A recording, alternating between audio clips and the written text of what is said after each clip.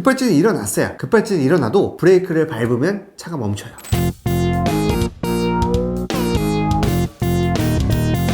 안녕하세요, 버블러입니다. 오늘 이야기할 주제는 자동차 급발진 소송입니다. 급발진이란 우리가 간혹 언론 보도나 아니면 유튜브 등 다양한 매체들을 통해서 자동차 급발진 사고가 일어났다라는 이야기를 전해 듣고 있어요. 급발진이란 게 뭐냐면은 내가 엑셀을 밟지 않았는데 자동차가 소프트웨어 오류나 아니면 기타 이상이 있어가지고 엑셀을 밟은 것처럼 인식해서 자동차가 훅 튀어나가 버리는 사고를 의미합니다. 내가 조작 실수가 없었는데 사고가 났다 해서 자동차 제조사한테 책임을 물리거나 아니면 나는 책임이 없다라는 소송을 하는 것입니다. 기본적으로 변호사로서 얘기를 하자면은 자동차 급발진 소송은 이기기가 거의 불가능에 가까워요. 첫 번째로는 자동차 급발진에서 적용되는 법률이 무엇이냐? 제조물 책임법이라는 법이 있습니다. 제조물 책임법에서 규정하고 있는 거는 이 제조물의 결함으로 인해서 사용자가 손해를 입었을 때, 생명이나 신체 등 재산에 손해를 입었을 때 제조업자가 손해배상을 해줘야 된다라는 거예요. 그리고 이 물건에 결함이 있어, 하자가 있는데 이거를 만드는 사람이 알고도 이걸 방치했다. 그러면 이 손해에서 3배 범위까지 배상을 해줄 수 있게 하는 법이 제조물 책임법입니다. 이 제조물 책임법이 적용되기 위해서는 좀 요건들이 있어요. 첫 번째로는 이걸 정상적인 사용 상태에서 사용하다가 사고가 발생해야 돼요. 예를 들어서 내가 이 펜을 갖다가 글씨를 쓰다가 사고가 나는 게 아니라 이 펜을 갖다가 냄비에 넣고 끓였어요. 그런데 이 펜이 폭발했어. 이걸 가지고 이거 잘못 만들었다고 할 수가 없는 거죠. 그리고 두 번째는 제조업자가 지배하는 영역에서 사고가 일어나야 돼요. 쉽게 얘기하면은 이 물건 자체의 결함이 있어야 된다는 거예요. 구조적인 결함이나 아니면 소프트웨어 설정을 잘못했다거나, 그래서 만들 때 잘못 만들어야 된다, 이 얘기입니다. 그리고 세 번째는 일반적으로 썼을 때는 사고가 나지 않는다라는 게 충족이 되면은 내가 이 물건을 쓰다가 내가 손해를 입었는데 이걸 만든 제조업자한테, 업체한테 손해배상을 물을 수 있습니다. 그래서 이 세 가지가 충족이 되면은 이 물건이 하자가 있다라는 게 추정돼요. 그래서 이 물건이 하자가 없다라는 거를 이 만든 사람이 입증을 해야 됩니다, 증거로. 그리고 제조물 책임법에는 또 면책 사유가 있어요. 이거 만든 사람이 좀 잘못 만들었다고 하더라도 물건이 하자가 발견이 됐어. 근데 첫 번째로는 내가 공급한 게 아니에요. 이걸 만든 사람이 공급한 게 아니다. 나는 부품 하나만 만들었다 라든지, 아니면은 나는 이 물건을 만든 게 아닌데요, 이거 좀 다르게 만들었는데 라고 할 수 있다든지, 이런 경우에 면책이 되고, 두 번째는 이걸 만들 당시 물건에 하자가 있긴 있는데 이 물건을 만들 당시에 기술 수준으로, 우리 사회의 과학기술 수준으로는 이걸 발견할 수가 없었다 라는 경우에는 면책이 되고요. 그리고 세 번째는 어쨌든 이거 만드는 사람들도 공장에서 만들 거 아니에요. 내가 설계에는 문제가 없는데 공장에서 만들 때 잘못 만들었다. 그러면 이 업체는 책임을 면하고 이 공장에서 책임을 지는 겁니다. 그리고 뭐 당연히 자동차에서 급발진이 일어났다. 그러면 자동차 관리법도 해당이 되고 민법도 해당이 될 수 있어요. 근데 보통은 제조물 책임법에서 결론이 납니다. 그렇다면은 우리 자동차 급발진은 왜 일어날까요? 여러 가지 얘기들이 있어요. 가장 크게 요즘에 많이 나오는 거는 전자적인 시스템, 소프트웨어가 문제가 있다라는 거고, 두 번째는 이제 물리적인 결함이 있다라는 거예요. 이게 가장 크게 이 전자적 결함과 물리적 결함의 두 개의 축인데, 물리적인 결함이 있다라는 거는 미국에서 한번 인정이 된 사례가 있긴 있습니다. 운전석 바닥에 매트가 있잖아요. 이 매트가 있는데 이 매트의 모양을 설계를 잘못해가지고 시간이 지나서 매트가 조금 밀리거나 하면은 매트가 엑셀을 눌러버리는 거예요. 그래서 급발진이 일어나는 경우가 있었고, 이거는 판결까지는 가지 않았고 소송 중간에 이 자동차 회사에서 소비자들에게 합의를 해가지고 소송이 끝났습니다. 어떻게 보면은 어느 정도 인정을 했다고 볼 수도 있어요. 이게 한 건이 있고요. 그리고 뭐 제가 자료를 찾아보니까 엑셀레이터에 스프링 오류가 있어가지고 이 스프링에 문제가 있어서 내가 밟지 않았는데 밟은 것처럼 되는 경우가 있고, 또 이 디젤 자동차는 특정 상황에서 오버런이라고 해서 이 엔진이 과열돼서 막 돌아가는, 내가 밟은 것보다 훨씬 더 많이 돌아가는 상황이 일어날 수도 있다고는 해요. 근데 이제 엑셀 스프링 오류나 디젤 오버런, 그리고 매트 구조 오류, 이런 물리적 결함 같은 경우는 이제는 설계상으로 이제 하자가 다 어느 정도 다 이걸 감안해서 설계를 하고 만들기 때문에 어느 정도 고쳐졌다고 볼 수 있습니다.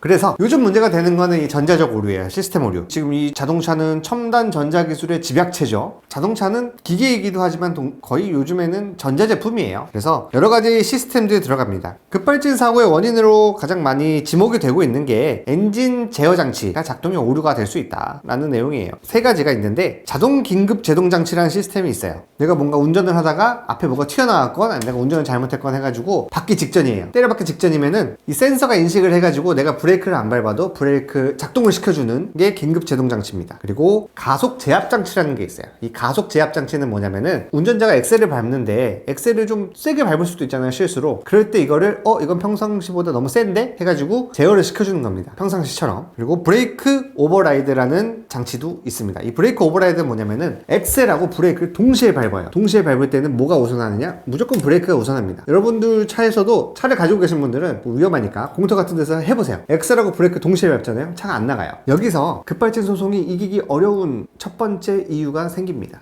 엑셀과 브레이크를 동시에 밟으면 차가 안 나가요. 그래서 급발진이 생기는 것도 의문이 있을 수 있겠지만은 급발진이 일어났어요. 급발진이 일어나도 브레이크를 밟으면 차가 멈춰요. 제조물 책임법에 대해서 판례가 얘기하는 게 있어요. 되게 길게 얘기를 했는데 요지를 말씀드리면은 당시 기술 수준, 이 물건을 만들 당시 기술 수준에 비춰서 우리가 일반적으로 사회가 기대할 수 있는 안정성과 내구성을 만들어서 판매를 해야 된다. 그런데 이걸 잘못 만들어서 결함이 생겨서 손해가 생기면은 이거는 당연히 제조물 책임업자, 만든 사람이 배상을 해줘야 된다라는 거예요. 그리고 두 번째는 고도의 기술이 집약돼서 만들어지는 물건들이 있잖아요. 자동차죠. 이거는 일반인이 기술적으로 밝힐 수가 없어요. 소비자는 모르잖아요. 이게 자동차가 어떤 기술이 들어가는지, 이게 어떻게 작동되는지 모르기 때문에, 그래서 일반인은 이 결함을 밝히기가 너무 어렵다. 그래서 이 제품을 정상적으로 사용하는 상태, 일반적으로 정상적이다 라고 하는 상태에서 사용하다가 사고가 발생했거나 손해가 생겼어요. 그러면은 이 제조업자가, 만든 사람이 이건 얘가 잘못 쓴 겁니다 라는 걸 입증을 해야 돼요. 그러니까 입증 책임이 만든 사람한테 있다 라는 게 판례입니다. 이렇게 입증 책임을 완화해서 인정을 해주는 것이 공평하다라는 게 우리 대법원 판례로 명확하게 나와는 있어요. 종합하면 급발진 사고에서 제조물 책임을 묻기 위해서는 세 가지 요건이 있어야 되는 거예요. 정상적으로 내가 썼다. 정상적인 사용 상태. 두 번째는 제조업자의 배타적 지배 영역에서 발생했다. 그러니까 이게 기계 자체에 문제가 있다는 거. 세 번째는 이거 일반적으로 잘 쓰면은 절대 발생할 수가 없는 사고다라는 거예요.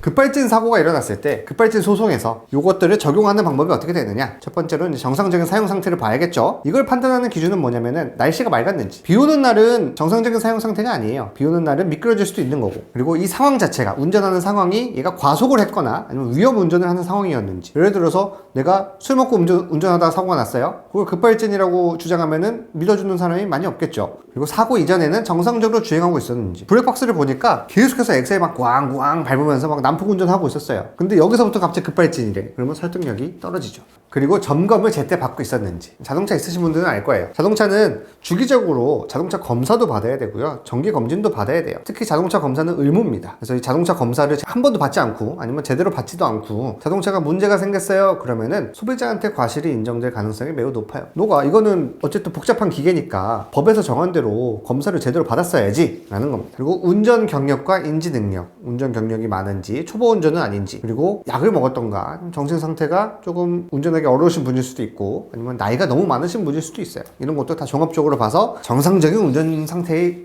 있었는지를 봅니다.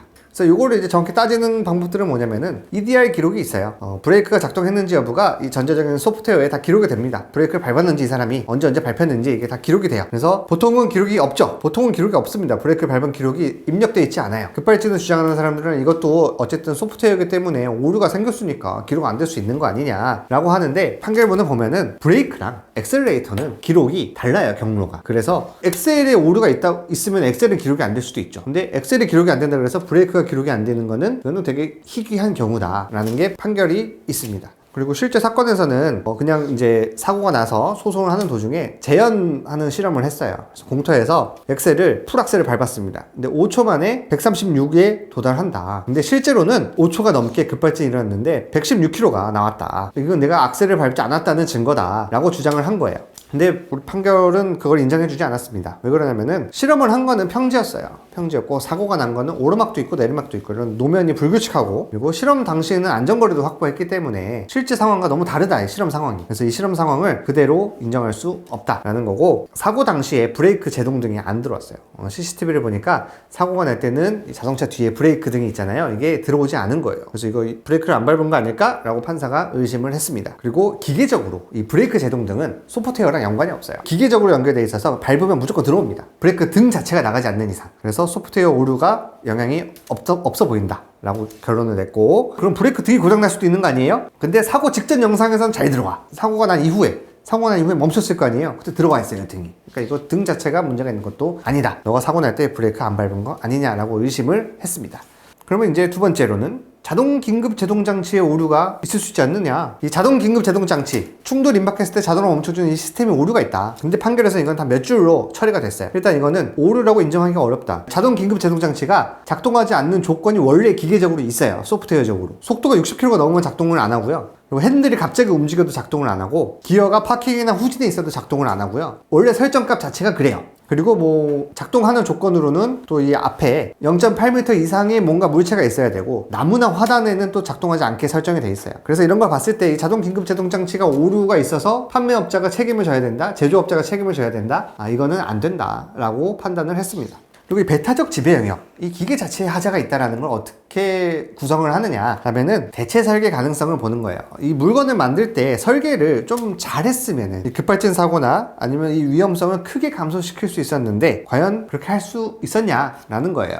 그런데 판결문에서는 이런 시스템들도 있어요. 자동 긴급 제동 장치, 브레이크 오버라이드, 뭐 이런 여러 가지 시스템을 갖췄는데, 이거 이상으로 더 급발진 사고를 완전히 막을 수 있는 기술 자체가 지금 이 현실에 존재하느냐라는 거예요. 이거를 인정해주지 않았습니다. 그런 기술은 아직 우리 기술상으로는 좀 부족하고, 결국에는 지금 있는 시스템과 해야 된다라는 건데, 여기서 이제 판결문에서 언급한 거는 급발진 소송이 인정되기 정말 어려운 가장 큰 이유가 됩니다. 결국 이런 시스템들 있잖아요. 긴급제동 시스템이나 브레이크 오버라이드나 가속 제압 시스템, 이런 것들은 결국에는 뭐다? 보조수단이라는 거예요. 운전 보조수단이다. 결국에 운전은 운전자가 잘해야 돼요. 나머지 이런 시스템, 기계적인 시스템들은 이 운전을 보조해 주는 거예요. 그래서 보조를 못 받았다 그래서 제조업자가 책임을 져라? 이거는 인정하기 어렵다라는 게 지금 대한민국 법원의 태도입니다. 급발진 사고가 일어날 수도 있어요. 일어날 수도 있는데, 자동차의 설계 자체가 급발진이 일어나도 브레이크를 잡으면 멈추는 상황에서는 이 급발진 사고들을 결국에는 여러 가지 증거들 종합해 봤을 때 엑셀을 잘못 밟았거나 브레이크를 밟지 않은 사고로 판단할 가능성이 매우 높습니다. 그래서 급발진 소송이 성공하기가 굉장히 어려워요.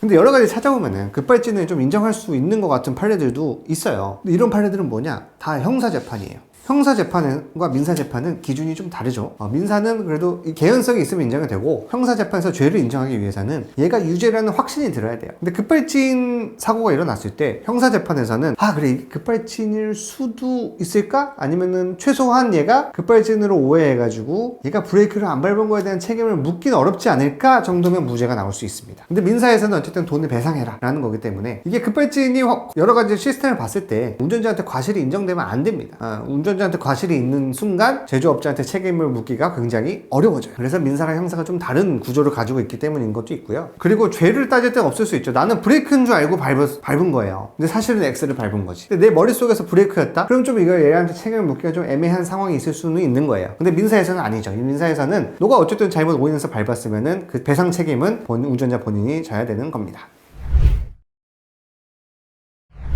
이렇게 급발진 소송에서 왜 이기기 어려운지에 대해서 살펴봤습니다. 그러면 이런 의문도 생길 수 있어요. 우리가 미래에 자율주행차가 많아졌는데, 그래서 운전자가 운전을 안 하고 이렇게 가만히 앉아만 가는 거죠. 그런데 사고가 났다. 그럼 누가 책임을 져야 되느냐? 지금 아직 대한민국 법과 판례의 태도에 비춰봤을 때 운전자 책임입니다. 자율주행이란 말은 없어요, 여러분. 자율운전 보조장치입니다. 자율운전 보조 시스템이에요. 그래서 운전 보조기 때문에 운전자는 언제나 운전에 집중을 해야 돼요. 자율주행차는 운전을 편하게 해주는 거지 운전을 대신해주는 게 아닙니다, 법적으로. 그래서 자율주행차를 운전하더라도 뭔가 급박한 상황, 사고가 날 것 같은 상황이 있거나 할 때는 운전자가 개입을 해서 사고가 나지 않게끔 회피할 의무가 있는 거예요. 그리고 모든 자율주행 시스템은 운전자 개입보다 후순위예요. 운전자가, 내가 자율주행차가 우회전하고 싶은데 운전자가 핸들을 왼쪽으로 꺾어. 그럼 차는 왼쪽으로 가게 설계가 됩니다. 운전자 우선이에요. 그렇기 때문에 운전자가 책임을 피할 수 없을 겁니다. 법 자체를 바꾸지 않는 한. 근데 이 법을 바꾸기는 어려워요.